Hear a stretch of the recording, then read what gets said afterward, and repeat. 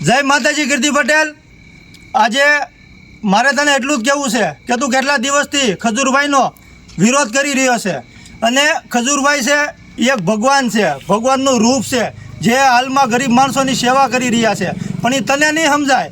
અને તે એમ કીધું કે એક ભદ્દુભાઈ કરીને છે એને ખજૂરભાઈની લોકો ફરવા ગયા તો એને પાણીમાં નાખીને મારી નાખ્યા।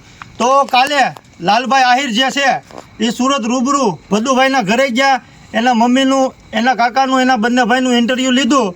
તો ઇન્ટરવ્યૂમાં સાફ સાફ બોલે છે, ખુદ ભદ્દુભાઈના મમ્મી જ બોલે છે કે મારો દીકરો ફરવા ગયો હતો અને નદીમાં ડૂબવાથી એનું મૃત્યુ થયું, એટલે ખજૂરભાઈ અમને જાણ કરીને અમે તરત ત્યાં ગયા। અને બીજી વાત એ કે સોમા કાકાનું તું કહેશો કે સોમા કાકાને ખજૂરભાઈએ વિડીયોમાં કામ આપ્યું પણ આજ સુધી એક રૂપિયો નથી આપ્યો અને છેલ્લે લાત મારીને કાઢી મૂક્યા। તો લાલભાઈ આહિર સોમા કાકાનું પણ ઇન્ટરવ્યૂ લીધું તો સોમા કાકા ખુદ બોલે છે કે મને થોડી કાનમાં સાંભળવાની તકલીફ હતી એટલે હું મારે સ્વેચ્છાએથી નીકળી ગયો છું, એમાં કોઈ ખજૂરભાઈનો વાંક નથી અને ખજૂરભાઈ મારી માટે પણ ભગવાન સમાન છે। અને ત્રીજી વાત કે ધવલ જે છે ખજૂરભાઈની ટીમમાં જે કામ કરતો એને પણ તેમ કીધું કે એ છોકરાને પણ કાઢી મૂક્યો છે। તો એ છોકરો પણ આજ લાઈવ આવ્યો હતો અને એને સ્વેચ્છાએથી એણે પણ એના મોઢે મોઢ કીધું છે કે મને પગમાં ફ્રેક્ચર થયું છે એટલે હું નીકળી ગયો છું। તો આ ત્રણેયનું તે જે કાલે જે કારણ બતાવ્યું કે ત્રણેયને ખજૂરભાઈએ પૈસા આપ્યા વગર કાઢી મૂક્યા, અમુકને લાત મારીને કાઢી મૂક્યા, અમુકને મારીને મૂક્યા, તો એ ત્રણેય આ જાહેર કરી બતાવ્યું કે તું સાવ ખોટી છો। એટલે કીર્તિ પટેલ હવે તું જે કરતી હોય કર, આ ખજૂરભાઈનો ખોટો વિરોધ કરમાં। ખજૂરભાઈ અમારા ભગવાન છે, આજ પણ ભગવાન છે, કાલ પણ ભગવાન છે અને આવનારા સમયમાં હંમેશા માટે અમારા ભગવાન જ રહેશે। અને આ તું જે ખોટો ખોટો વિરોધ કરે છો એમાં તારી વેલ્યુ ઘટે છે। તને મળશે કે મારી લાઈવ 15,000 થી 20,000 લોકો સાંજે જોવે પણ એ લાઈવ તારું પૂરું થાય એટલે તને ગાળું સિવાય કાંઈ દેતા નથી। એટલે હવે તું એટલામાં સમજી જાજો તો સારું છે, બાકી ગરીબ માણસોની હાય લેવામાં કાંઈ મજા નથી।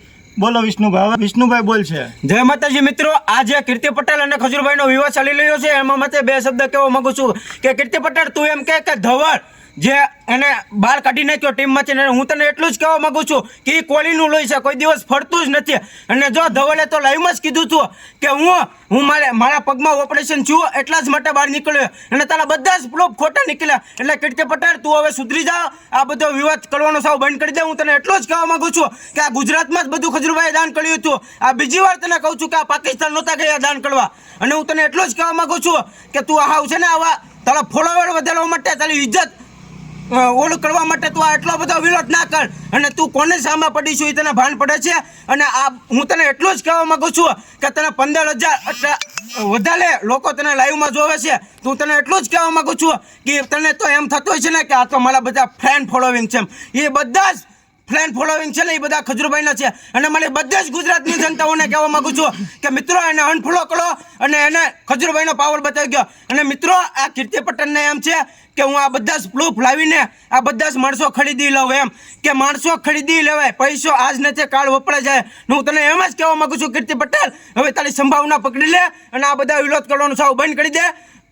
અને કીર્તિ પટેલ તું એમ કહેશો કે ખજૂરભાઈ આ 10 થી 20 છોકરીઓને કામ આપવાના બાને ખરાબ મેસેજ કરતા, પ્રોપોઝ કરતા અને એની પર ખરાબ નજર કરતા, તો એક વાત તને કહી દઉં કે કોઈ પણ માણસ હોય ને, પૈસાવાળો હોય કે ગરીબ હોય, પણ એ માણસ હોય ને એનો ક્યારેક તો જીવ ઓલો થાય જ તે, એમાં કોઈ શંકાને સ્થાન નથી। માણસને જીવનનો મોહ હોય જ તે, પણ હાલના સમયમાં એ શું છે ને એ તારે જોઈને જ્યારે વિરોધ કરાય, હાલના સમયમાં તો ભગવાન છે। અને કીર્તિ પટેલ તું એમ કહેશો કે ખજૂરભાઈ ઘરે ઘરે જઈને એના સબૂત જે હોય છે, જે માણસો હોય છે એને ખરીદવા નીકળી ગયેલા છે। અને ત્યાં જે સ્ટોરીમાં એનો 4 વ્હીલનો ફોટો પણ મૂક્યો હતો, પણ એ ફોટો બહુ જૂનો છે અને માણસો છે ને ખરીદીએ કાંઈ ન ખરીદીએ કાંઈ નહીં। પણ તે જે ભદ્દુભાઈની વાત કરી છે ને એને મમ્મીએ ખુદે કીધું છે કે મારો દીકરો પાણીમાં જઈને ડૂબીને મરી ગયો હતો, પણ તું માની આગળ ગમે એટલા રૂપિયા મૂક ને તો માં ન ખરીદી દે।